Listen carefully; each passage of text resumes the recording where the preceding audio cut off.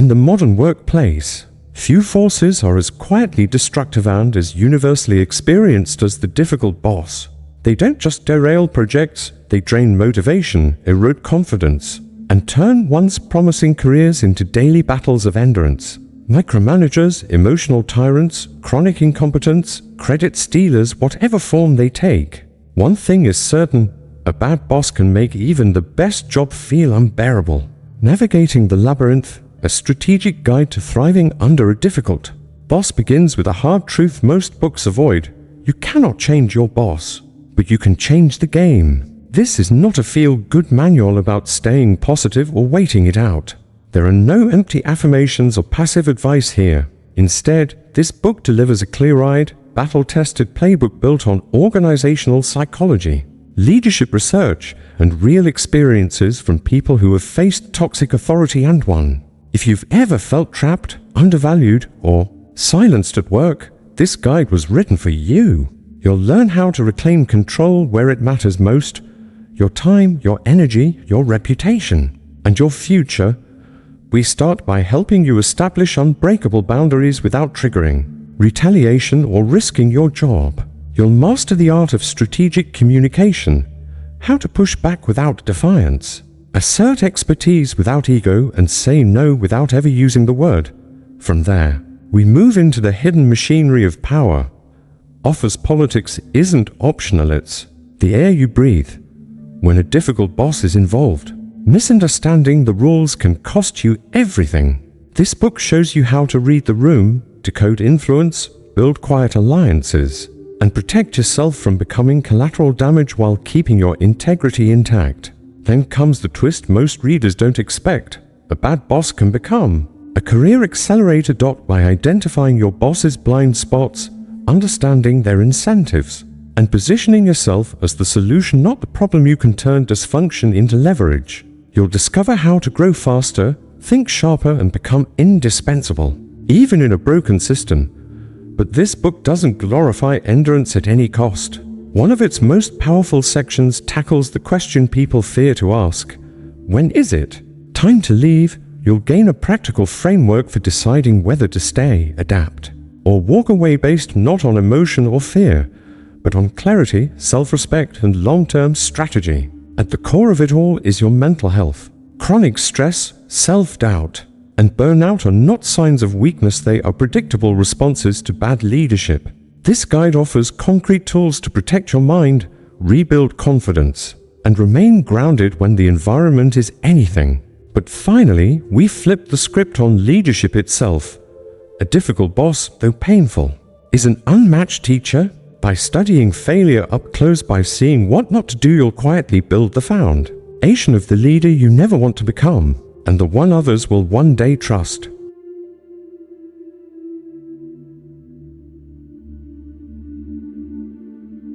Chapter 1. Understanding the problem. Is your boss really stupid? The question, is my boss really stupid, might sound harsh, even disrespectful. However, it's a question that echoes in the minds of countless employees across various industries and organizational levels. Before labeling your superior as incompetent, it's crucial to engage in a thorough and objective self-assessment. Emotions often run high when dealing with authority figures, especially when their decisions impact your work life. Jumping to conclusions can be detrimental, leading to misinterpretations and ineffective coping strategies. This chapter aims to provide a framework for a nuanced understanding of your boss's behavior, helping you determine if their actions stem from genuine incompetence, personality clashes, situational pressures, or simply a different approach to problem-solving. First, let's unpack the word stupid. It's a loaded term, carrying connotations of intellectual deficiency and a lack of common sense. In a professional context, stupidity often manifests as poor decision-making, a failure to grasp complex concepts, an inability to delegate effectively, a lack of foresight, or a general disconnect from the realities of the workplace. However, it's important to remember that everyone has strengths and weaknesses. Your boss might excel in certain areas while struggling in others. Perhaps they are technically proficient, but lack interpersonal skills, or they might be visionary thinkers, but struggle with day-to-day operations. Before writing them off as incompetent, try to identify their areas of expertise and areas where they consistently fall short. This assessment will provide a more balanced perspective. Consider the possibility of miscommunication or differing perspectives. What you perceive as a flawed decision might be based on information you're not privy to, or it might reflect a different set of priorities. Effective communication is a two-way street. Are you clearly articulating your ideas and concerns to your boss? Are you actively listening to their explanations and trying to understand their reasoning, even if you disagree with it? Sometimes, what appears to be incompetence is simply a failure to bridge the communication gap. Furthermore, consider the context in which your boss is operating. Are they under pressure from upper management? Are they facing resource constraints or other challenges that are impacting their decision-making? Are they dealing with personal issues that are affecting their performance? Sometimes, seemingly irrational behavior can be explained by external factors that are beyond their control. Empathy and understanding can go a long way in mitigating frustration and fostering a more productive working relationship. However, it's also crucial to acknowledge that genuine incompetence does exist. Some leaders simply lack the skills, knowledge, or judgment necessary to effectively manage their teams or make sound strategic decisions. Identifying true incompetence requires careful observation and analysis. Look for patterns of behavior that consistently undermine productivity, morale, or the overall success of the team. Do they consistently make poor decisions, even when presented with clear evidence to the contrary? Do they fail to learn from their mistakes?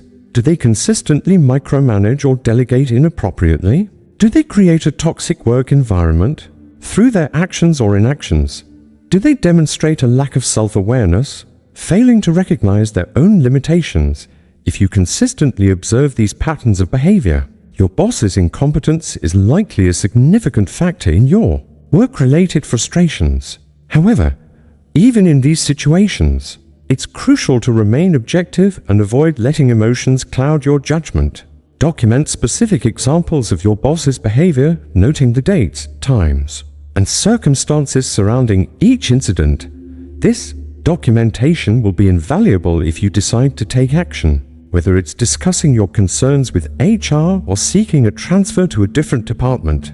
This initial assessment is not about assigning blame. It's about gaining a clear understanding of the problem. By objectively evaluating your boss's behavior, considering alternative explanations, and documenting specific examples of incompetence, you'll be better equipped to develop a strategic plan for navigating the challenges of working under ineffective leadership.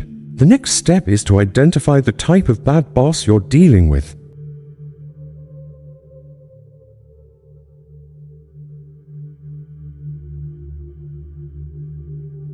Chapter 2: Types of Bad Bosses: Incompetent, Insecure, and Controlling. Once you've determined that your boss's behavior transcends mere personality quirks or differing perspectives, it's crucial to identify the specific type of bad boss you're dealing with. Not all incompetent leaders are created equal. Understanding the underlying motivations and behavioral patterns of your superior will allow you to tailor your approach and develop more effective coping strategies. This chapter will explore 3 common archetypes of bad bosses: the incompetent, the insecure, and the controlling.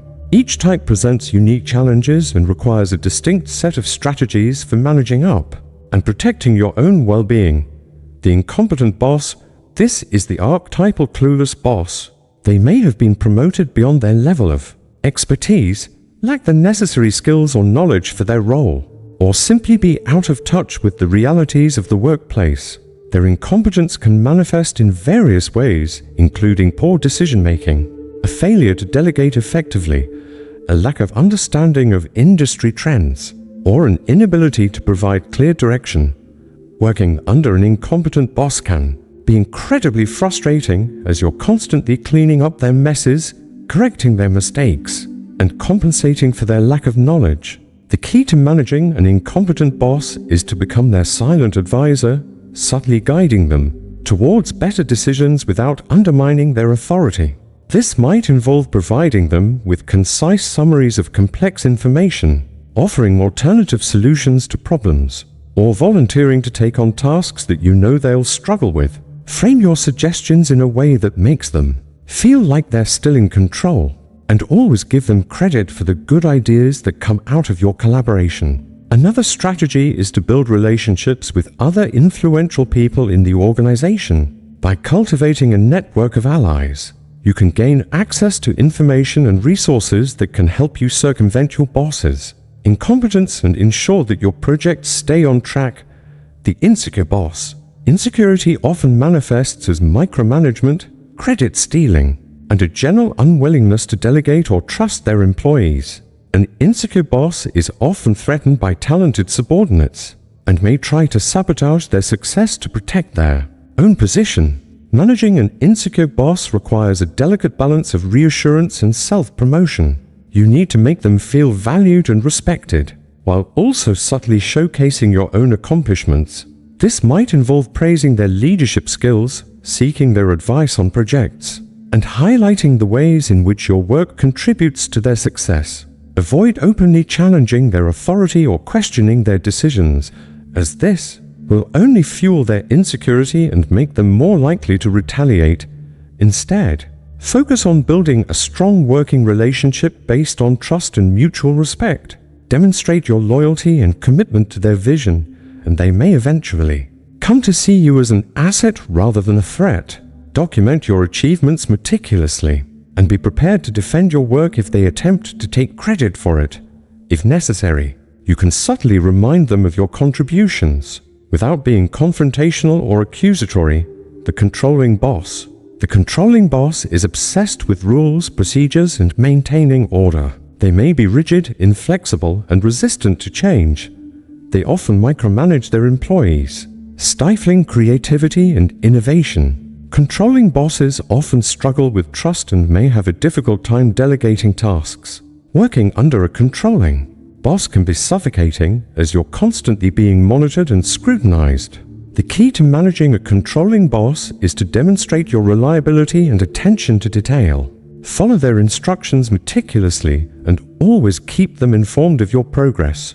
If you have suggestions for improving processes or streamlining workflows, present them in a non-threatening way, emphasizing the benefits of your ideas in terms of efficiency, cost savings, or risk reduction. Focus on building trust by consistently delivering high-quality work and demonstrating your commitment to their vision.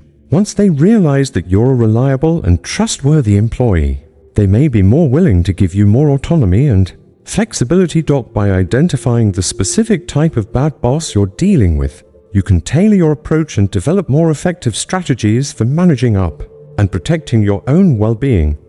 Remember that there is no one-size-fits-all solution. The best approach will depend on your individual circumstances, your boss's personality, and the organizational culture in which you operate. However, by understanding the underlying motivations and behavioral patterns of your superior, you can increase your chances of success and create a more positive and productive working environment.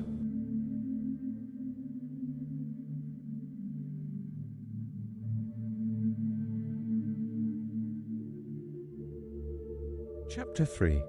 Why stupid bosses get power. The question of why incompetent leaders rise to positions of power is a perplexing and often infuriating one. It seems counterintuitive that individuals lacking the necessary skills, knowledge, or judgment would be entrusted with significant responsibility. However, a deeper examination of organizational dynamics, political maneuvering, and psychological biases reveals a complex web of factors that contribute to this phenomenon. This chapter will explore the various reasons why stupid bosses get power, shedding light on the systemic flaws and individual behaviors that perpetuate this cycle of incompetency. One of the primary reasons why incompetent leaders rise to power is the Peter Principle. This principle, articulated by Lawrence J. Peter, states that individuals are often promoted based on their performance in their current role, rather than their potential to succeed in a higher role. As a result, employees are often promoted to a level of incompetence where they are no longer able to perform effectively. This can lead to a situation where individuals who were once competent in their previous roles become ineffective leaders, struggling to manage their teams and make sound decisions. The Peter Principle highlights the importance of promoting individuals based on their leadership potential rather than simply rewarding past performance.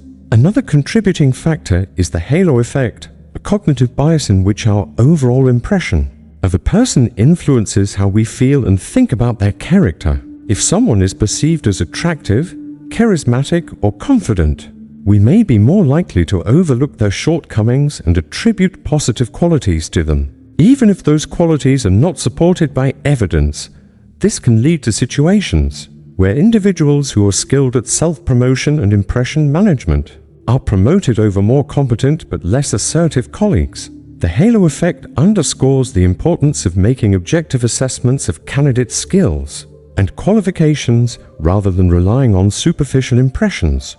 Organizational politics also play a significant role in the rise of incompetent leaders. In many organizations, promotions are not solely based on merit, but are also influenced by factors such as networking, alliances, and the ability to navigate the corporate hierarchy. Individuals who are skilled at playing the political game may be able to secure promotions and positions of power, even if they lack the necessary skills or experience. This can lead to a situation where individuals are rewarded for their political savvy rather than their competence. The prevalence of organizational politics highlights the importance of creating a culture of meritocracy where promotions are based on performance and potential, rather than political connections. Furthermore, a lack of accountability can enable incompetent leaders to maintain their positions of power. If there are no mechanisms in place to hold leaders accountable for their decisions and actions, they may be able to continue making mistakes and underperforming without facing consequences. This can create a culture of complacency where incompetence is tolerated or even rewarded.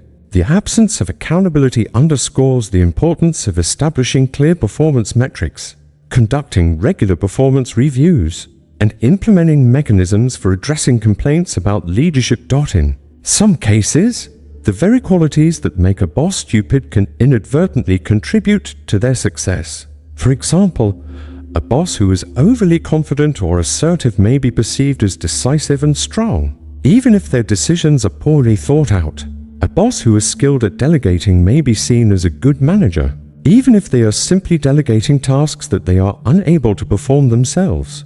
A boss who is good at taking credit for others' work may be perceived as highly productive, even if they are not actually contributing to the success of the team. This highlights the importance of looking beyond superficial qualities and evaluating leaders based on their actual performance and impact. Finally, groupthink can contribute to the perpetuation of incompetent leadership.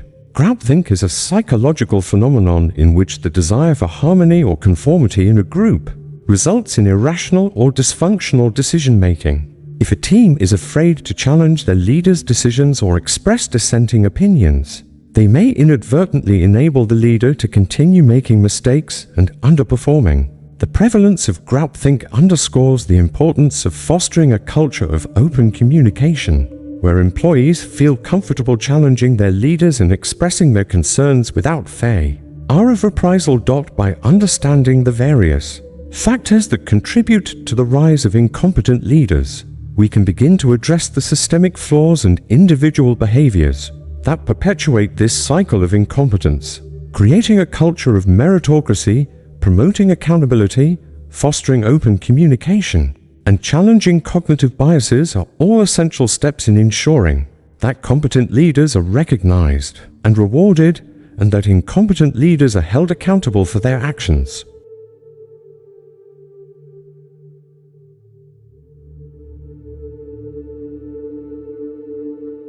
Chapter 4: Ego over Intelligence, the Real Enemy.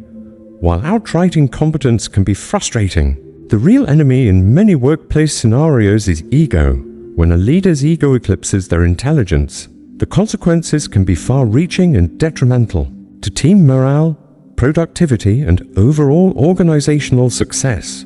This chapter delves into the insidious nature of ego-driven leadership, exploring its manifestations, its impact on the workplace, and strategies for navigating the challenges it presents. Ego, in this context, refers to an inflated sense of self-importance, a need for constant validation, and an inability to admit mistakes or accept criticism.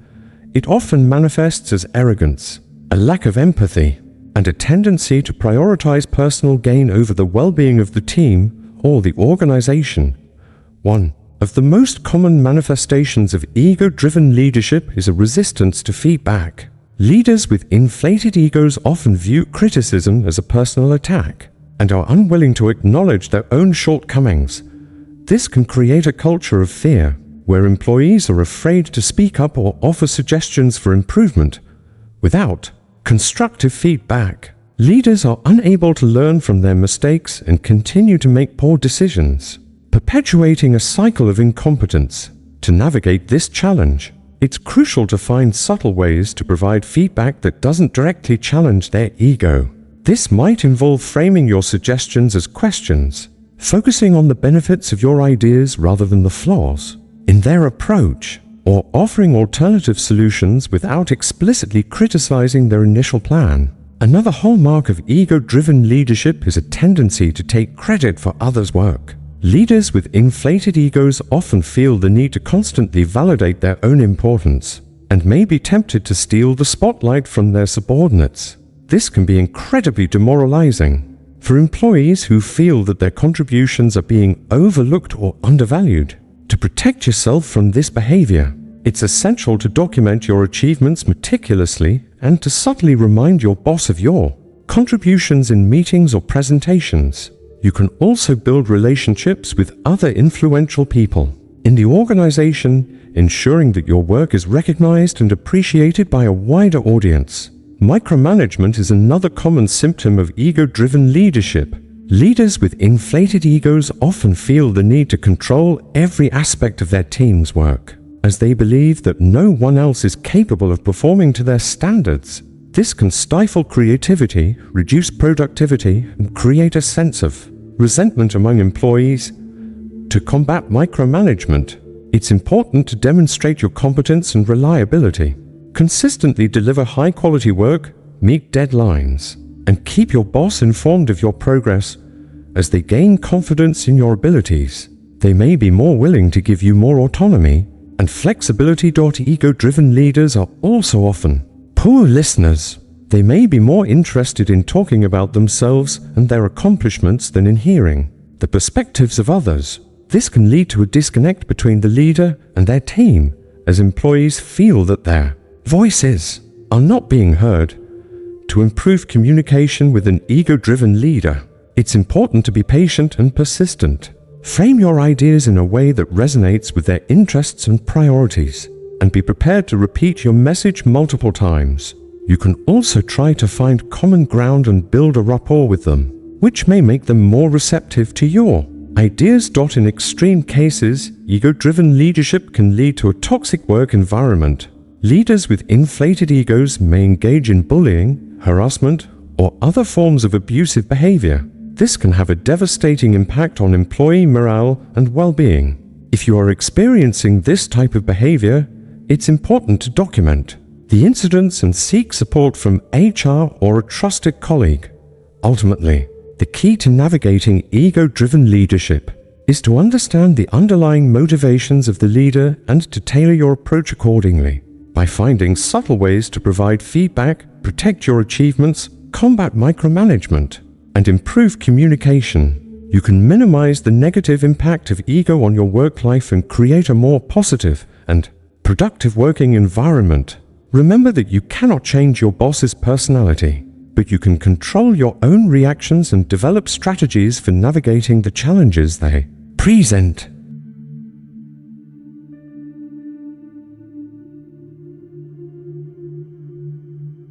Chapter 5: Managing Up, Working Around Poor Leadership. The concept of managing up often carries a negative connotation, as if it's about manipulation or brown-nosing. However, in the context of ineffective leadership, managing up is a crucial survival skill. a proactive approach to mitigating the damage caused by a boss who lacks the necessary skills or vision. It's about taking responsibility for your own success, even when your leader isn't leading effectively. Firstly, it's essential to accurately diagnose the type of poor leadership you're dealing with. Is it a micromanager who suffocates creativity and initiative? Is it a hands-off leader who provides no direction or support? Is it a credit stealer who claims your accomplishments as their own? Or is it a leader who simply lacks the strategic vision necessary to guide the team effectively? Understanding the specific flaws of your boss is the first step in developing an effective strategy to work around them. Once you've identified the issues, you can begin to tailor your approach. If your boss is a micromanager, for example, anticipate their need for control by proactively providing detailed updates and transparent progress reports. Highlight your accomplishments and demonstrate your understanding of their expectations. This can gradually build trust and allow you to regain some autonomy. Frame your work in a way that aligns with their perceived priorities, even if those priorities seem misguided. On the other hand, if you're dealing with a hands-off leader, take the initiative to define your own goals and objectives, aligning them with the overall company strategy. Regularly seek feedback and guidance, but be prepared to drive your own projects forward. Document your progress meticulously and proactively communicate your successes. This demonstrates your self-sufficiency and minimizes the impact of their lack of direction. Dealing with a credit-stealing boss requires a more delicate approach. Focus on building strong relationships with your colleagues and superiors outside of your immediate team. Ensure that your contributions are visible and recognized by others who appreciate your work. Subtly highlight your role in project successes during team meetings without directly accusing your boss of taking credit. You can say things like, "As I mentioned earlier, I spearheaded the development of," or "building on my previous work on." This subtly reinforces your ownership of the contributions. Furthermore, understanding your boss's motivations is key to managing up effectively. What are their personal goals and ambitions? What are their insecurities and fears? What pressures are they facing from above? By understanding their perspective, you can tailor your communication and actions to align with their needs, making it easier for them to support you and your initiatives. This isn't about enabling their poor behavior, but about strategically navigating the situation to achieve your own goals. Finally, don't underestimate the power of networking and mentorship. Seek out senior colleagues or mentors who can provide guidance and support. They can offer valuable insights into navigating office politics and building your reputation within the organization. A mentor can also provide a safe space to vent your frustrations and receive objective advice on how to handle challenging situations. Managing up is not about changing your boss, it's about changing how you respond to them. It's about taking control of your career and creating a work environment where you can thrive, even in the face of ineffective leadership. It requires patience, strategic thinking, and a willingness to adapt. But the rewards, greater autonomy, increased job satisfaction, and enhanced career prospects, are well worth the effort.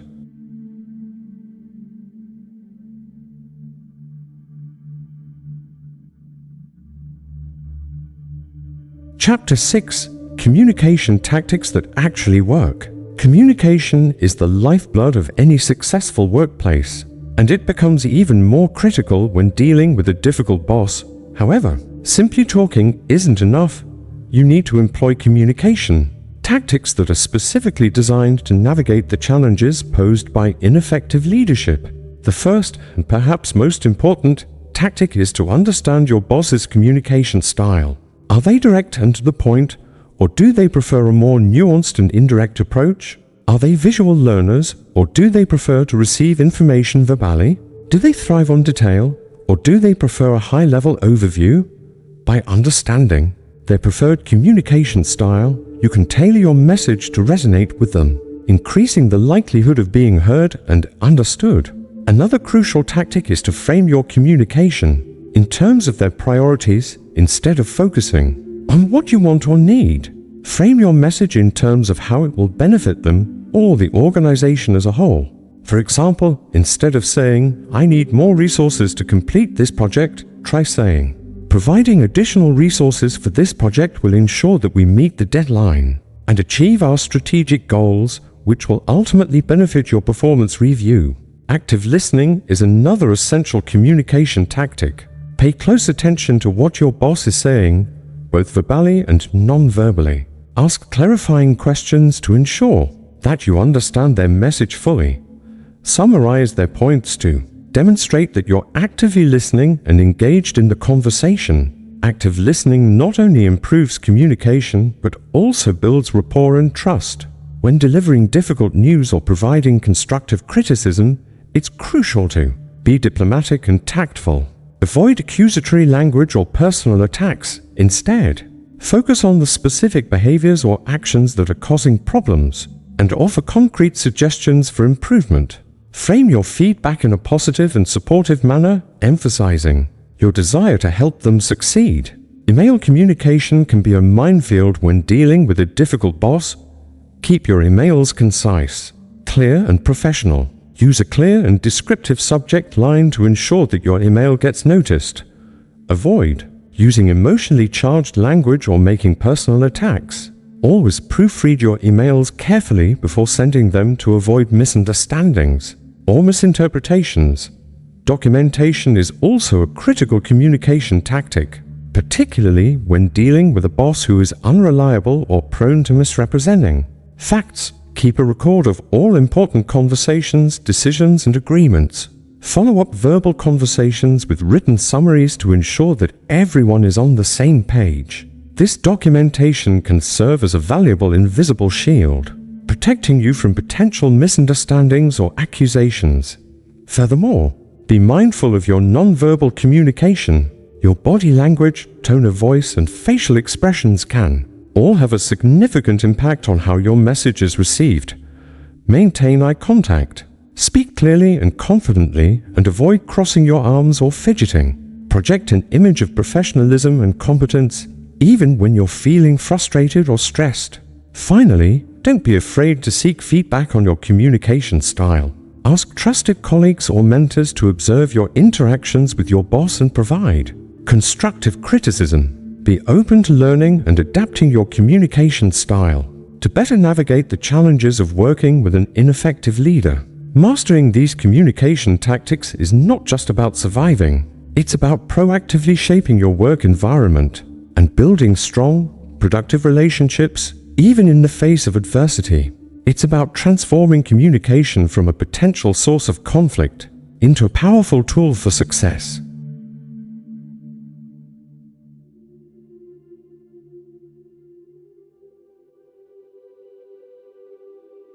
Chapter 7. When logic fails, using strategy instead. There comes a point when reasoned arguments, logical explanations, and carefully crafted presentations simply fail to penetrate the cognitive barriers of an illogical boss. This is when you must abandon the pursuit of pure logic and embrace a strategic approach. It's about understanding that influencing your boss isn't always about convincing them of the rightness of your ideas. It's about aligning your goals with their perceived self-interest, biases, and emotional needs. The first step in using a strategy is to conduct a thorough assessment of your boss's motivations, biases, and decision-making style. What are their pet peeves? What are their areas of expertise or perceived expertise? What are their insecurities and vulnerabilities? What are their political allegiances within the organization? Understanding these factors is crucial for crafting a strategy that will resonate with them. One common strategy is to frame your proposals in terms of their past successes or pet projects. For example, if your boss is particularly proud of a certain initiative they championed in the past, you can subtly connect your proposal to that initiative, highlighting how it builds upon their previous work or reinforces their vision. This appeals to their ego and makes them more likely to support your ideas. Another effective strategy is to leverage the power of social proof. If you can demonstrate that your proposal has the support of other influential colleagues or industry experts, your boss is more likely to take it seriously. This can involve gathering endorsements, presenting case studies, or citing relevant research findings. When logic fails, appealing to emotions can be a powerful tool. This doesn't mean resorting to manipulation or emotional blackmail, but rather understanding how your boss's emotions influence their decision-making. For example, if your boss is driven by a fear of failure, you can frame your proposal in terms of how it minimizes risk and ensures success. If they are motivated by a desire for recognition, you can highlight how your proposal will enhance their reputation and visibility within the organization. Another important strategic consideration is timing. Don't present your proposals at inopportune moments, such as when your boss is stressed, distracted, or in a bad mood. Choose your moments carefully and wait for a time when they are more receptive to new ideas. Furthermore, be prepared to compromise. If your boss is resistant to your proposal, be willing to make concessions and negotiate a mutually acceptable solution. This demonstrates your flexibility and willingness to work collaboratively, even when you disagree. Another strategic tactic is to use storytelling to communicate your ideas. Instead of presenting dry facts and figures, weave a compelling narrative that brings your proposal to life. Use vivid language, relatable anecdotes, and emotional appeals to capture your boss's attention and make your ideas more memorable. Finally, don't underestimate the power of persistence. If your boss initially rejects your proposal, don't give up. Continue to refine your strategy. Gather more support and present your ideas in different ways. Sometimes, it simply takes time and persistence to overcome resistance. When logic fails, strategy becomes your most valuable asset. It's about understanding the psychological and emotional factors that influence your boss's decision-making and crafting a plan that resonates with their needs and motivations. It requires patience, adaptability, and a willingness to think outside the box, but the rewards, getting your ideas heard, gaining their support, and achieving your goals are well worth the effort.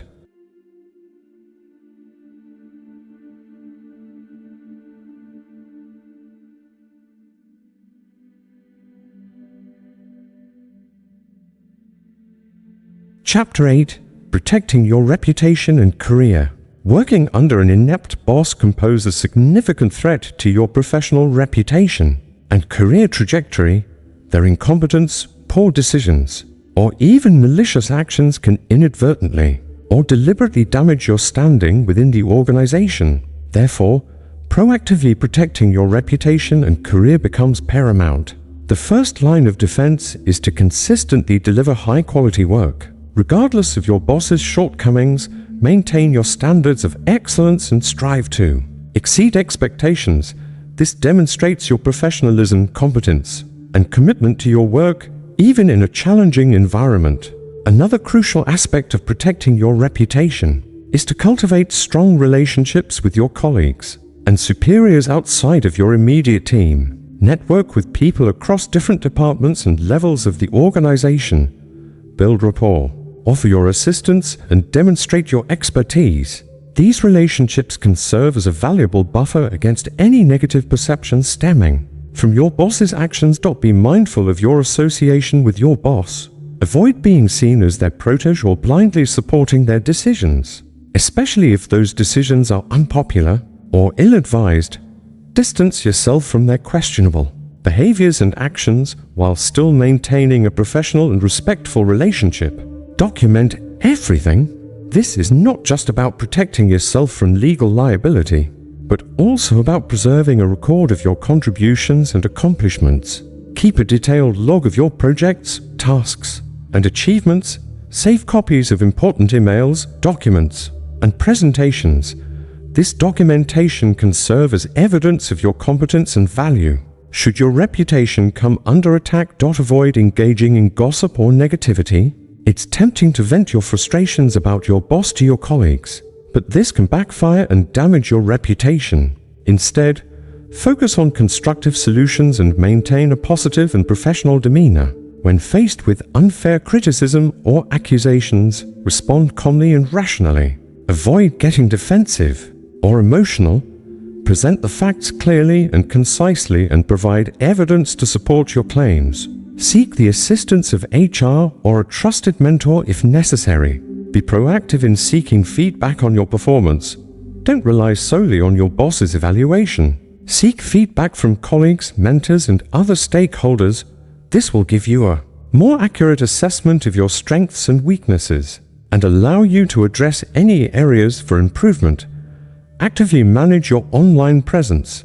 Ensure that your LinkedIn profile and other social media accounts reflect your professionalism and expertise. Avoid posting anything that could be construed as negative or unprofessional, especially comments about your current employer.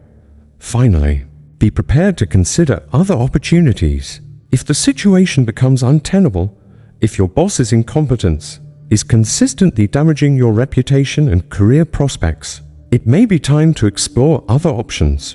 Don't let a bad boss hold you back from achieving your full potential. Protecting your reputation and career under an inept boss requires vigilance, proactivity, and a commitment to maintaining your standards of excellence. It's about building a strong network of support, documenting your accomplishments, and avoiding negative behaviors that could damage your standing within the organization. It's about taking control of your career destiny, regardless of the challenges posed by your leadership.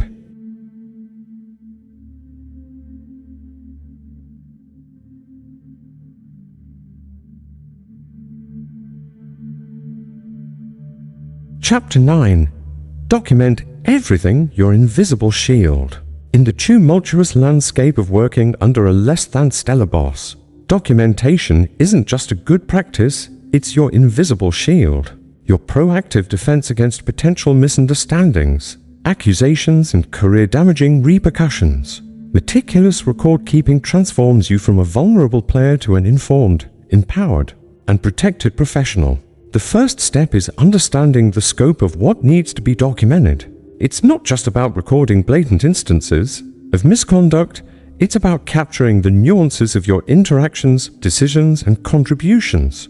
This includes emails. Save all important emails, both sent and received. Create a system for organizing them by project, topic, or date.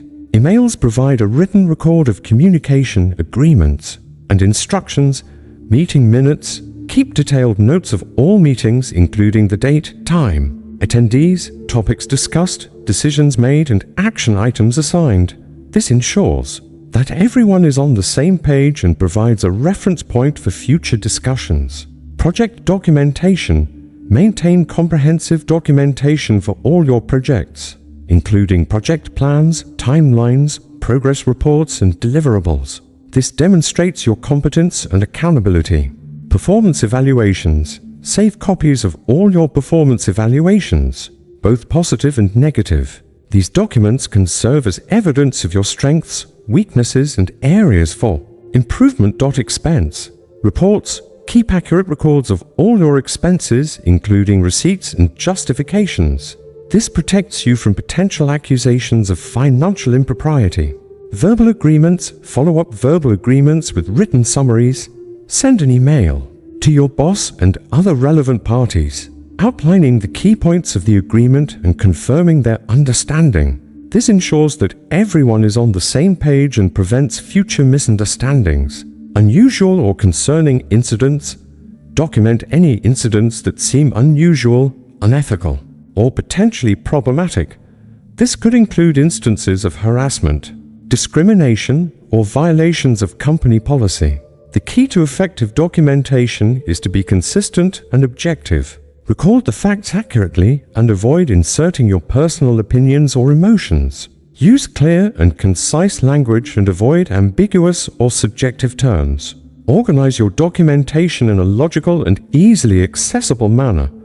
Use a consistent naming convention for your files and folders and create a system for backing up your data. Consider using a cloud-based storage solution to ensure that your documentation is accessible from anywhere. Be aware of your company's policies regarding document retention and disposal. Some companies have strict guidelines about how long certain types of documents must be retained. Documentation is not just about protecting yourself from your boss. It's also about protecting yourself from other potential risks, such as lawsuits, audits, or investigations. Remember, documentation is not about being paranoid or distrustful. It's about being proactive and responsible. It's about safeguarding your career and protecting your reputation in a potentially challenging work environment. It's about having the evidence you need to defend yourself if necessary and ensuring that your contributions are properly recognized. It transforms you from a passive observer to an active participant in shaping your career trajectory. By diligently documenting your work and interactions, you create an invisible shield that protects you from the potential pitfalls of working under an inept boss, empowering you to navigate the situation with confidence and integrity.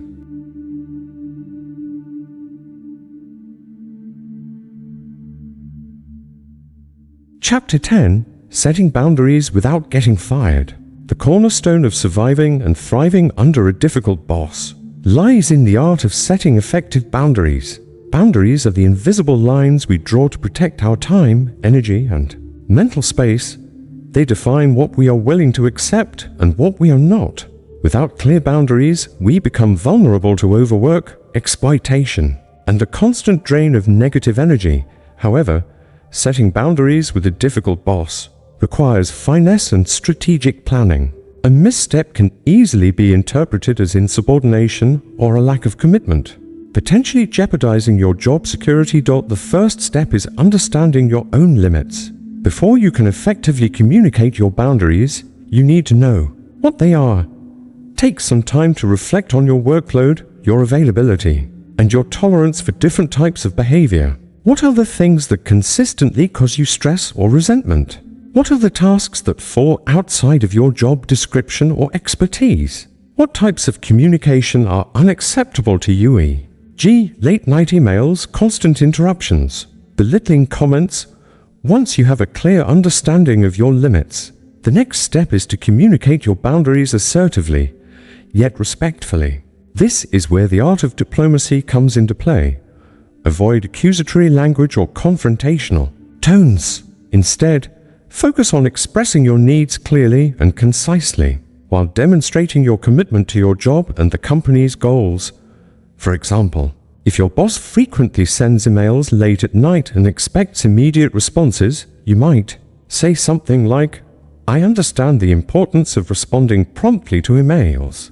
To ensure I can give each task my full attention, I typically check my email during regular business hours. I'll be sure to address anything urgent first thing in the morning."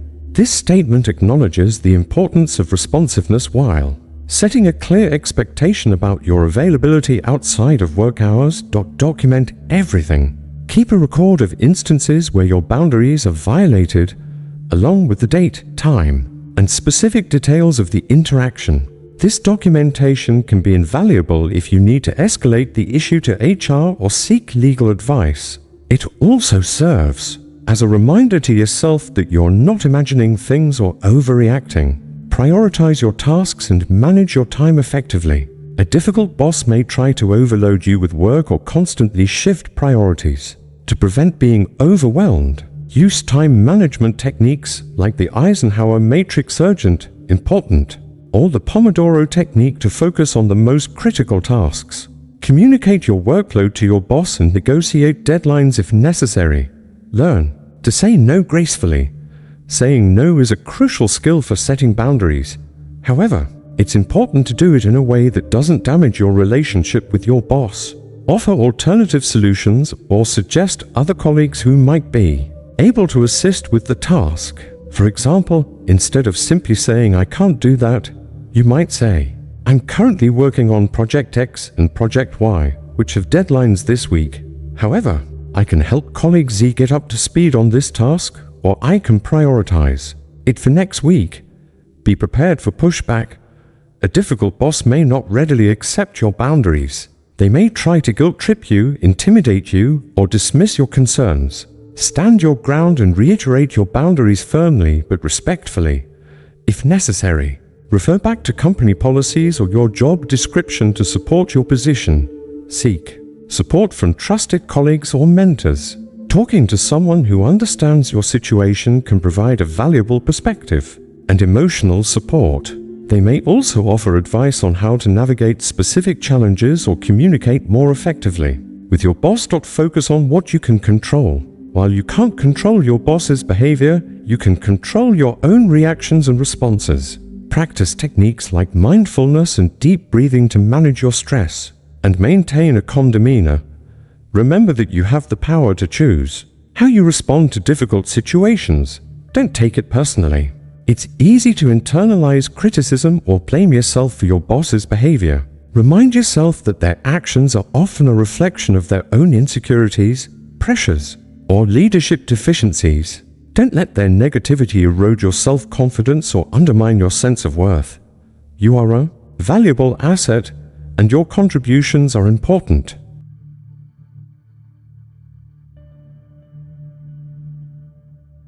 Chapter 11. Office Politics, Playing the Game Without Losing Yourself. Office politics is an inevitable aspect of any workplace, a complex web of relationships, power dynamics, and unspoken rules that can significantly impact your career trajectory. While the term often carries negative connotations, suggesting backstabbing and manipulation, understanding and navigating office politics is essential for thriving. Especially when dealing with a difficult boss, the key is to play the game strategically and ethically without compromising your values or losing yourself in the process. The first step is understanding the landscape. Identify the key players, their roles, their relationships, and their agendas. Who holds the real power, both formal and informal? Who are the influencers, the gatekeepers, and the potential allies? Observe how decisions are made, how information flows, and how conflicts are resolved. Pay attention to the subtle cues, the unspoken agreements, and the hidden agendas that often drive behavior. Build strategic alliances. Cultivate relationships with colleagues across different departments and levels of the organization. Seek out individuals who are respected, influential, and aligned with your values. Offer your support and assistance and be willing to reciprocate their efforts. Strong alliances can provide valuable information, offer crucial support, and protect you from being isolated or marginalized. Become a master of communication. Effective communication is the cornerstone of navigating office politics. Learn to communicate clearly, concisely, and persuasively, both verbally and in writing. Adapt your communication style to different audiences and situations. Pay attention to your body language, your tone of voice, and your non-verbal cues. Be an active listener and show genuine interest in others' perspectives. Manage your reputation. Your reputation is your most valuable asset in the workplace. Guard it fiercely. Be known for your competence, your integrity, and your professionalism. Always deliver on your promises and go the extra mile to exceed expectations. Avoid gossip, negativity, and any behavior that could damage your credibility. Understand your boss's motivations. Why does your boss behave the way they do? What are their goals, their pressures, and their insecurities? Understanding their motivations can help you anticipate their actions. Adapt your communication style and find ways to align your goals with theirs. This doesn't mean you have to condone their behavior, but it can help you navigate the situation more effectively. Be a problem solver, not a problem creator. Focus on finding solutions to challenges and contributing to the overall success of the team. Avoid complaining, blaming, or getting involved in unnecessary conflicts. When you encounter a problem, come prepared with potential solutions and be willing to collaborate with others to find the best course of action. Know when to stay out of it. Not every conflict or power struggle is worth getting involved in. Sometimes, the best strategy is to remain neutral and avoid taking sides. Choose your battles wisely and focus your energy on the issues that truly matter to you. Document everything again, just as in setting boundaries. Documenting key interactions and events can be crucial in navigating office politics. Keep a record of important conversations, decisions, and incidents along with the date, time, and specific details. This documentation can be invaluable if you need to defend yourself against false accusations or protect yourself from being scapegoated. Don't compromise your values. It's tempting to bend the rules or compromise your ethics to get ahead in a politically charged environment. However, Sacrificing your values is never worth it in the long run. Stay true to yourself and maintain your integrity even when faced with pressure to conform. Remember your long-term goals. Keep your long-term career aspiration in mind as you navigate office politics. Don't let short-term gains or political maneuvering distract you from your ultimate objectives. Use your understanding of office politics to advance your career, but never at the expense of your values or your well-being.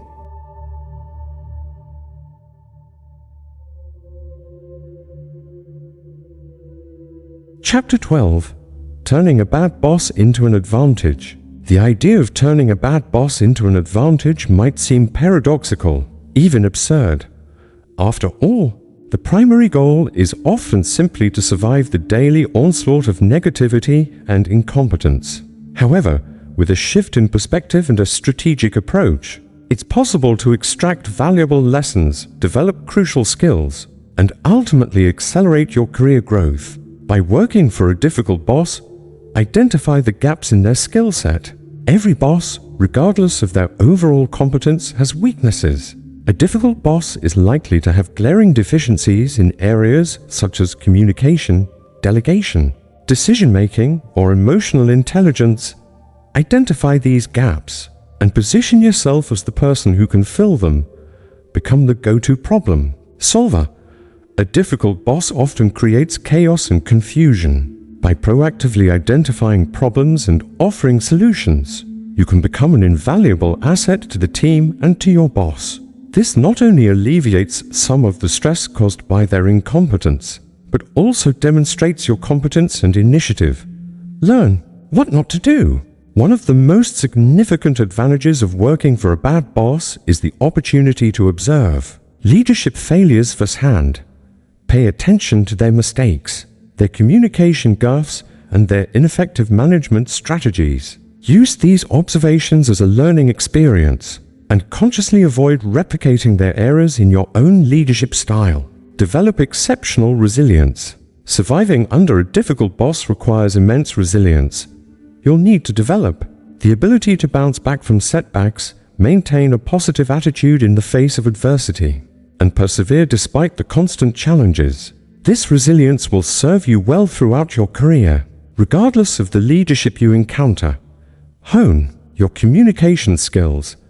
Communicating with a difficult boss often requires exceptional tact, diplomacy, and assertiveness. You'll need to learn how to deliver bad news, push back against unreasonable demands, and advocate for your needs, all while maintaining a professional and respectful demeanor. These skills are invaluable for navigating any challenging situation. In the workplace, master the art of documentation. As mentioned earlier, documenting everything is crucial when dealing with a difficult boss. This documentation can protect you from false accusations, provide evidence of their incompetence, and support your case if you need to escalate the issue to HR or seek legal advice.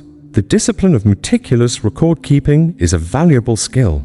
In itself, build a strong network outside your immediate team. Cultivating relationships with colleagues in other departments and levels of the organization can provide you with valuable perspectives, support, and opportunities.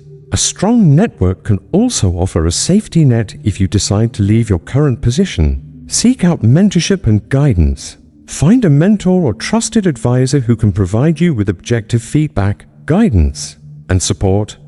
A mentor can help you navigate the challenges of working for a difficult boss, identify growth opportunities, and make informed decisions about your career. Use the experience as a stepping stone.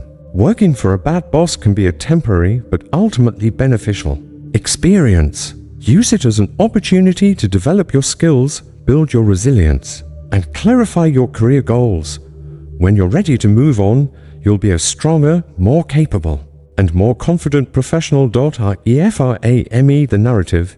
Instead of viewing your difficult boss as a curse, reframe the narrative as an opportunity for growth and development. See it as a challenge to overcome, a test of your resilience, and a chance to learn valuable lessons that will serve you well throughout your career.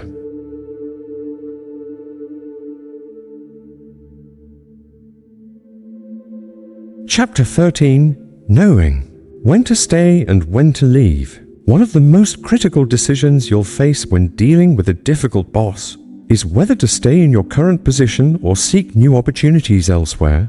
This decision is not always straightforward, and it requires careful consideration of your personal circumstances, your career goals, and your overall well-being. There is no one-size-fits-all answer, but there are several factors to consider when weighing your options. Assess the severity of the situation. Is your boss merely annoying or genuinely toxic? Are their actions creating a stressful or uncomfortable work environment? Or are they actively undermining your career or damaging your mental health?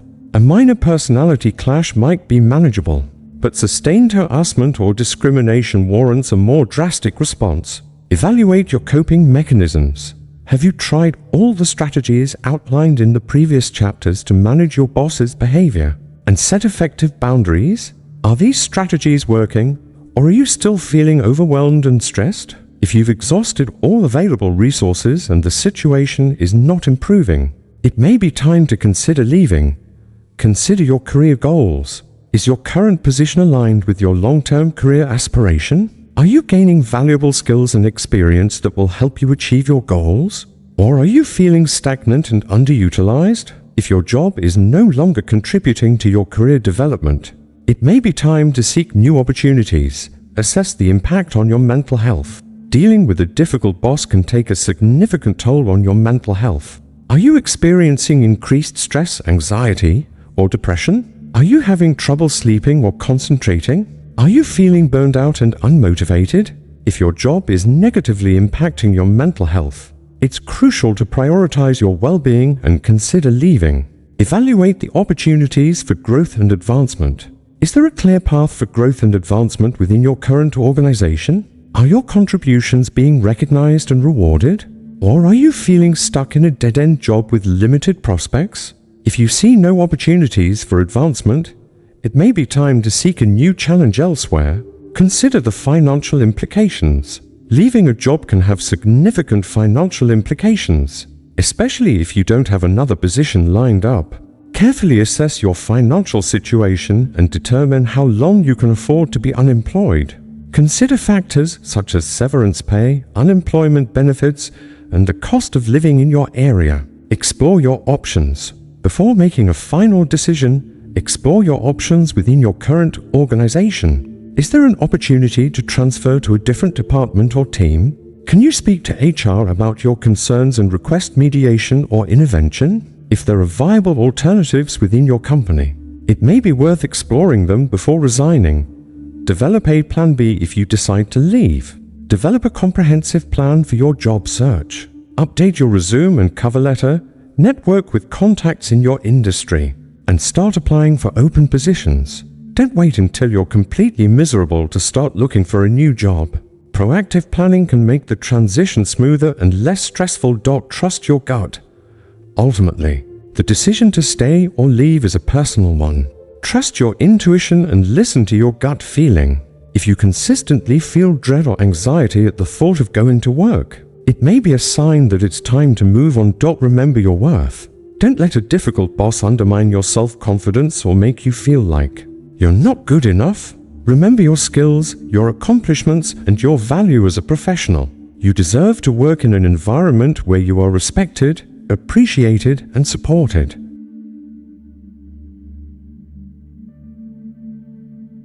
Chapter 14: Stress, Burnout, and Mental Health Defense. Working under a difficult boss is a breeding ground for stress and burnout. The constant pressure, criticism, and lack of support can take a significant toll on your mental and emotional well-being. It's crucial to prioritize your mental health and develop effective strategies for managing stress, preventing burnout, and maintaining a positive mindset. Recognize the signs of stress and burnout. The first step in protecting your mental health is to recognize the warning signs of stress and burnout. These may include increased anxiety or irritability, difficulty concentrating, or making decisions, sleep disturbance, changes in appetite or weight, physical symptoms, such as headaches, stomach aches, or muscle tension, feeling overwhelmed, exhausted, or cynical of interest in work or other activity, social withdrawal. Set realistic expectations. Don't expect to be perfect or to please your boss all the time. Set realistic expectations for yourself and your performance. And don't beat yourself up over minor mistakes. Prioritize self-care. Make time for activities that help you relax, recharge, and de-stress. This may include exercise, meditation, spending time in nature, pursuing hobbies, or connecting with friends and family. Set boundaries again. Reinforce the boundaries you've established with your boss. Protect your time, energy, and mental space by limiting your availability, delegating tasks, and saying no to unreasonable demands. Practice mindfulness. Mindfulness is the practice of paying attention to the present moment without judgment. It can help you reduce stress, improve focus, and cultivate a sense of calm. Try practicing mindfulness meditation for a few minutes each day. Challenge negative thoughts. Negative thoughts and self-criticism can exacerbate stress and burnout. Challenge these thoughts by asking yourself if they are based on facts or assumptions. Reframe negative thoughts into more positive and realistic ones. Seek support. Don't hesitate to seek support from trusted colleagues, friends, family members, or a mental health professional. Talking about your experiences can help you process your emotions, gain perspective, and develop coping strategies. Practice time management. Poor time management can contribute to stress and overwhelm. Use time management techniques such as the Eisenhower matrix or the Pomodoro technique to prioritize tasks. Manage deadlines and avoid procrastination. Take breaks. Taking regular breaks throughout the day can help you recharge and prevent burnout. Get up and walk around, stretch, or do something enjoyable for a few minutes. Learn to delegate. If possible, delegate tasks to others to reduce your workload and free up time for more important activities. Set realistic goals. Break down large tasks into smaller, more manageable steps. This can make the task seem less overwhelming and increase your sense of accomplishment. Celebrate your successes.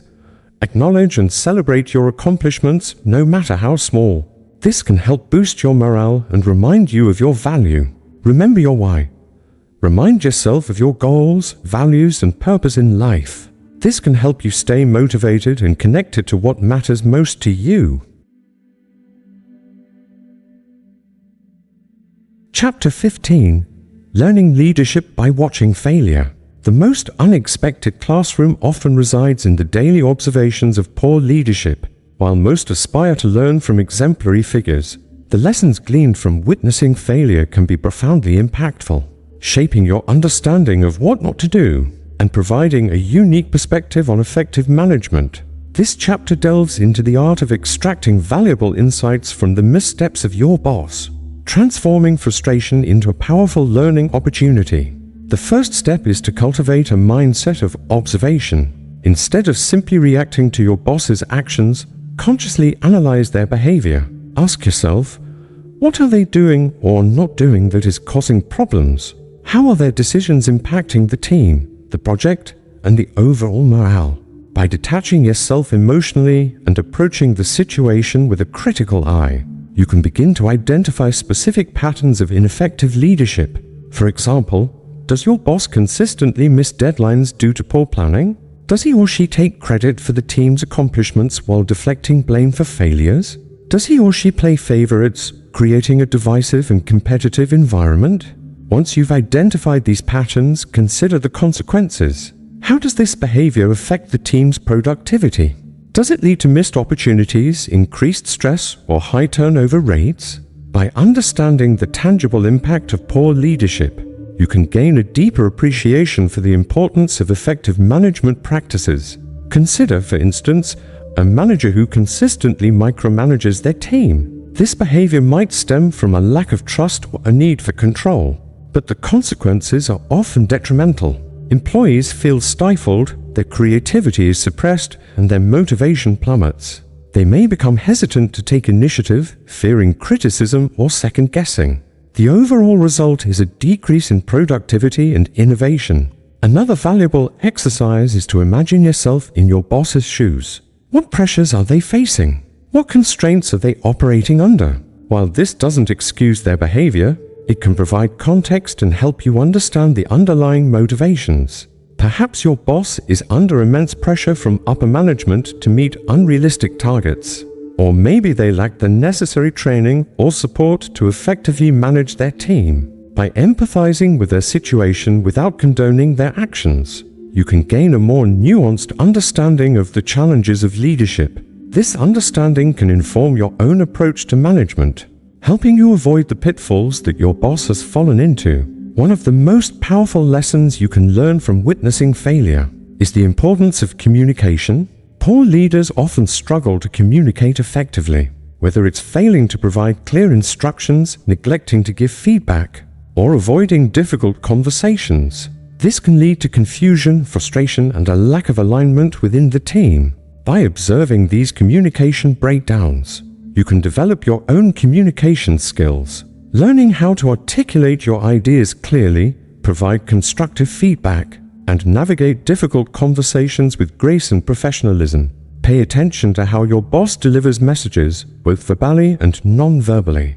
Do they use inclusive language? Do they actively listen to others' perspectives? Do they create a safe space for open and honest communication? If not, consider how you can adopt a more effective approach in your own interactions. Furthermore, pay attention to how your boss handles conflict. Does he or she avoid conflict altogether, allowing issues to fester and escalate? Or do they address conflict aggressively or dismissively, alienating team members? Effective leaders understand that conflict is inevitable, but they approach it in a constructive way, seeking to understand different perspectives and find mutually agreeable solutions. By observing your boss's approach to conflict or lack thereof, you can learn valuable lessons about conflict resolution and develop your own strategies for navigating disagreements in a professional and productive manner. Finally, remember that learning from failure is an ongoing process. It requires a commitment to self-reflection, a willingness to learn from your own mistakes, and a continuous effort to improve your leadership skills. Use your observations of your boss's failures as a catalyst for growth, transforming frustration into motivation and becoming the leader you always deserved. By actively learning from the mistakes of others, you can avoid repeating those mistakes yourself and create a more positive and productive work environment for your team. Chapter 16. How great employees outgrow bad bosses. The dynamic between an employee and their manager is critical to job satisfaction and professional growth. However, there comes a point where even the most dedicated and talented employee can outgrow their boss. This isn't necessarily a reflection of the boss's inherent capabilities, but rather a natural progression of skills, experience, and aspiration. When this happens, it's crucial to recognize the shift and proactively manage the situation to ensure continued growth and fulfillment. This chapter explores the signs of outgrowing your boss, the challenges it presents, and the strategies for navigating this delicate situation.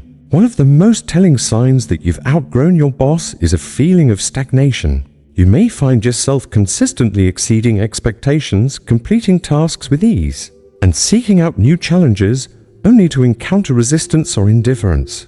Your ideas may be dismissed, your contributions overlooked, and your growth opportunities limited. This stagnation can lead to boredom, frustration, and a sense that your potential is being wasted. Consider whether you are consistently bringing innovative ideas to the table that are ignored or actively shut down. Are you consistently asked to perform tasks below your skill level? Do you feel like you are no longer learning or developing new skills? If the answer to these questions is yes, it's a strong indication that you've outgrown your current role and your boss's leadership. Another sign is a growing sense of frustration with your boss's decision-making. You may find yourself questioning their judgment, disagreeing with their strategies, and feeling like you could do a better job yourself.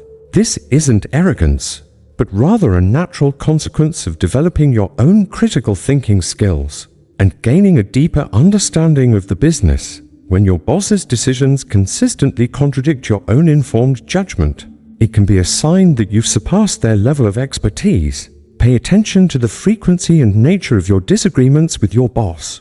Are they based on fundamental differences in approach or strategic vision? Do you find yourself constantly having to explain or justify your own ideas? If so, it's time to consider whether your growth is being stifled by your boss's limitations. Furthermore, you may find yourself becoming a de facto leader within your team, taking on responsibilities that go beyond your official job description. You might be the go-to person for problem solving, mentoring colleagues, or coordinating projects. This can be a rewarding experience, but it can also be a sign that your leadership skills are exceeding those of your boss. If you are consistently taking on leadership responsibilities without recognition or compensation, it's a clear indication that you've outgrown your current role and are ready for a more challenging position. So, what do you do when you realize you've outgrown your boss? The first step is to assess the situation objectively. Consider whether the problem is truly with your boss or with the company culture. Is your boss actively hindering your growth? Or are they simply limited by their own skills and experience? Are there opportunities for advancement within the company? Or is the organizational structure inherently limiting? By carefully assessing the situation, you can determine the best course of action. One option is to have an open and honest conversation with your boss. Explain your career goals, express your desire for new challenges, and ask for opportunities to expand your skills and responsibilities. Approach the conversation with a collaborative mindset, focusing on how you can contribute more effectively to the team and the company. Be prepared to provide specific examples of your accomplishments and your potential for future growth. However, be realistic in your expectations. If your boss is unwilling or unable to support your growth, it may be time to consider other options. Another option is to seek out opportunities for professional development outside of your current role. Attend conferences, take online courses, and network with other professionals in your field. This will not only expand your skills and knowledge, but also demonstrate your commitment to continuous learning and professional growth. It can also open doors to new opportunities within or outside of your company. Finally, if you've exhausted all other options, it may be time to consider leaving your current position. This is a difficult decision, but it's important to prioritize your own career growth and well-being. Don't be afraid to seek out new opportunities where you can be challenged, valued, and supported. Remember that your skills and experience are valuable assets, and you deserve to work in an environment where you can thrive. Leaving a job can be scary, but it can also be the first step towards a more fulfilling and successful career. Remember, outgrowing your boss is not a failure, but a sign of growth. Embrace the challenge and use it as an opportunity to chart your own path to success. Chapter 17: Exit Strategies, Quitting with Power and Dignity. Recognizing the need to leave a job, especially when a stupid boss is the catalyst, is a crucial step. However, how you exit is just as important as when. Quitting with power and dignity ensures you protect your reputation, maintain valuable relationships, and set yourself up for future success. This chapter provides a comprehensive guide to crafting and executing an exit strategy that leaves you feeling empowered and in control. The first, and perhaps most critical, step is to plan your exit meticulously before taking any action. This involves securing another job, or at least having a solid plan for financial stability during your job search. Never quit in the heat of the moment or out of frustration. A well-planned exit minimizes risk and maximizes your leverage. Update your resume and LinkedIn profile, highlighting your accomplishments and quantifying your contributions whenever possible. Begin networking discreetly, reaching out to contacts in your industry to explore potential opportunities. Once you have a solid plan in place, the next step is to craft a professional and diplomatic resignation letter. This letter should be concise, respectful, and focused on the future. Avoid venting frustrations or criticizing your boss. Instead, express gratitude for the opportunities you were given, even if it feels disingenuous, and offer your assistance during the transition period. Keep the tone positive and forward-looking, emphasizing your commitment to a smooth handover. When it comes to informing your boss, schedule a private meeting to deliver the news in person. This demonstrates respect and allows you to control the narrative. Be prepared for a range of reactions from indifference to anger. Remain calm and professional, regardless of your boss's response. Reiterate your gratitude for the opportunity and reiterate your commitment to ensuring a smooth transition. Avoid getting drawn into arguments or engaging in personal attacks. One of the most important aspects of quitting with dignity is to maintain professionalism until your last day. Continue to perform your duties to the best of your ability, even if you're feeling disengaged. Don't slack off, gossip, or undermine your colleagues. Remember that you're building a reputation that will follow you throughout your career. Finish strong, demonstrating your commitment to excellence and integrity during your final days. Focus on documenting your work, organizing your files, and training your replacement if applicable. This will not only ensure a smooth transition for the team, but also leave a positive, lasting impression. Be proactive in identifying potential challenges and offering solutions. Demonstrate your willingness to go the extra mile to ensure a seamless handover. Resist the urge to burn bridges. Even if you're leaving a toxic work environment, it's important to maintain positive relationships with your colleagues. You never know when you might cross paths with them again in the future. Send farewell emails expressing your gratitude and offering to stay in touch. Connect with colleagues on LinkedIn to maintain your professional network. When it comes to exit interviews, be strategic and diplomatic. Avoid using the opportunity to vent your frustrations or criticize your boss. Instead, focus on providing constructive feedback about the company's culture, processes, and opportunities for improvement. Frame your feedback in a positive and solution-oriented manner. Before you leave, make sure you understand your rights and obligations regarding benefits, compensation, and non-compete agreements. Review your employment contract and consult with an attorney if necessary. Ensure that you receive all the compensation you are entitled to, including accrued vacation time and bonuses. Understand the terms of your non-compete agreement and comply with its provisions. Finally, remember that quitting is not a failure, but a new beginning. Embrace the opportunity to learn from your past experiences and move forward with confidence. Take some time to reflect on what you've learned, identify your strengths and weaknesses, and set new goals for your career. Celebrate your accomplishments and look forward to a brighter future. Quitting with power and dignity is an investment in your future. By handling your exit with grace and professionalism, you protect your reputation, maintain valuable relationships, and set yourself up for continued success. It's a testament to your character and your commitment to excellence.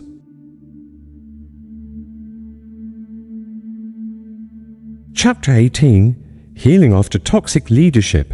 The experience of working under a stupid or toxic boss can leave lasting emotional scars. Healing from this experience is crucial for regaining confidence, rebuilding self-esteem, and moving forward with a positive outlook. This chapter provides a roadmap for emotional recovery, offering strategies for processing the trauma, rebuilding your self-worth, and preventing future toxic relationships. The first step in healing is acknowledging the impact of the toxic environment on your well-being. Don't minimize your experience or tell yourself to just get over it. Recognize that you've been through a difficult situation and that it's okay to feel angry, frustrated, or hurt. Allow yourself to grieve the loss of your previous job, your sense of security, and your professional confidence.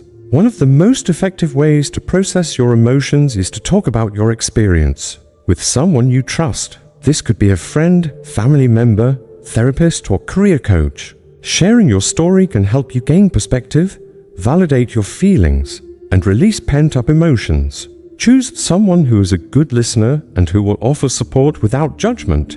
Another helpful strategy is to journal about your experience. Writing down your thoughts and feelings can help you process your emotions and identify patterns of behavior. Use your journal to explore your reactions to your boss's actions, the impact on your self-esteem, and the lessons you've learned. Journaling can also be a powerful tool for tracking your progress and celebrating your successes. It's also important to challenge the negative self-talk that may have resulted from the toxic environment. Toxic bosses often use criticism, manipulation, and intimidation to undermine their employees' self-worth. As a result, you may have internalized negative beliefs about your abilities and your value. Challenge these beliefs by focusing on your accomplishments, your strengths, and your positive qualities. Remind yourself of your past successes and the skills and experience you bring to the table. Rebuilding your self-esteem is a crucial part of the healing process. Engage in activities that make you feel good about yourself, whether it's pursuing a hobby, volunteering, or spending time with loved ones. Focus on your physical and mental well-being by exercising regularly, eating healthy foods, and getting enough sleep. Practice self-care by taking time for relaxation, mindfulness, and activities that bring you joy. It's also important to set healthy boundaries in your personal and professional life. Toxic bosses often violate boundaries, demanding excessive work hours, invading your personal space, and disrespecting your opinions. Learn to assert your needs and say no to unreasonable requests. Protect your time, your energy, and your emotional well-being. Forgiveness is another important aspect of healing. This doesn't mean condoning your boss's behavior, but rather releasing the anger and resentment that are holding you back. Forgiveness is about letting go of the past and moving forward with a sense of peace and closure.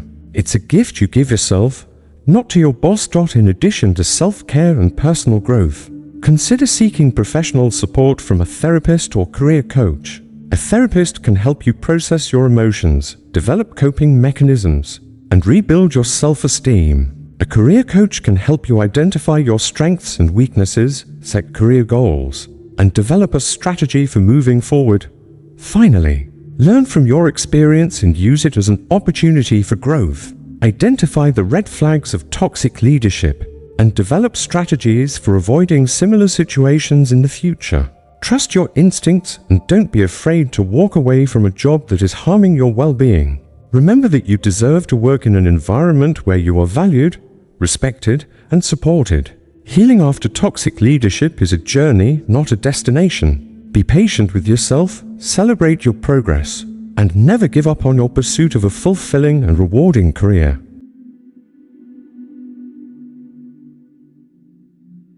Chapter 19. Becoming the leader you never had. Having experienced the negative impact of poor leadership firsthand, you are uniquely positioned to become the leader you always wished you had. This chapter focuses on transforming your past experiences into a powerful foundation for developing effective leadership skills, creating a positive work environment, and inspiring your team to achieve their full potential. The first step in becoming a better leader is to reflect on the qualities you admired or lacked in your previous boss. What did they do well? What could they have done better? What impact did their actions have on the team's morale, productivity, and overall success? By analyzing your past experiences, you can identify the leadership traits you want to emulate and the behaviors you want to avoid. One of the most important qualities of an effective leader is empathy. Put yourself in your team members' shoes and try to understand their perspectives, their challenges, and their aspiration. Listen actively, provide support, and show genuine care for their well-being. Create a safe space where they feel comfortable sharing their ideas, asking questions, and expressing their concerns. Communication is another essential leadership skill. Be clear, concise, and transparent in your communication. Provide regular feedback, both positive and constructive. Encourage open dialogue and create opportunities for team members to share their thoughts and ideas. Avoid jargon, buzzwords, and vague pronouncements. Communicate with honesty, integrity, and respect. Effective leaders also empower their team members to take ownership of their work. Delegate responsibilities, provide autonomy, and trust your team to make decisions. Avoid micromanaging and instead, focus on providing guidance and support. Recognize and reward accomplishments and celebrate successes as a team. Another important aspect of leadership is setting clear expectations and holding team members accountable. Define goals, establish deadlines, and provide the resources and support needed to achieve them. Be fair and consistent in your treatment of all team members. Address performance issues promptly and professionally, and provide opportunities for improvement. Effective leaders also foster a culture of collaboration and teamwork. Encourage team members to work together, share their knowledge, and support each other. Facilitate team-building activities and create opportunities for social interaction. Celebrate diversity and promote inclusivity. In addition to these qualities, Effective leaders are also lifelong learners. They are constantly seeking new knowledge, developing new skills, and staying up to date on the latest industry trends. They are open to feedback and willing to learn from their mistakes. They are committed to continuous improvement and personal growth. Leading by example is crucial. Demonstrate the behaviors you expect from your team members, such as hard work, dedication, integrity, and respect. Be a role model for professionalism, ethical conduct, and positive attitude. Show your team that you are committed to their success and that you are willing to go the extra mile. To support them, don't be afraid to ask for help. Seek out mentors, coaches, and other leaders who can provide guidance, support, and feedback.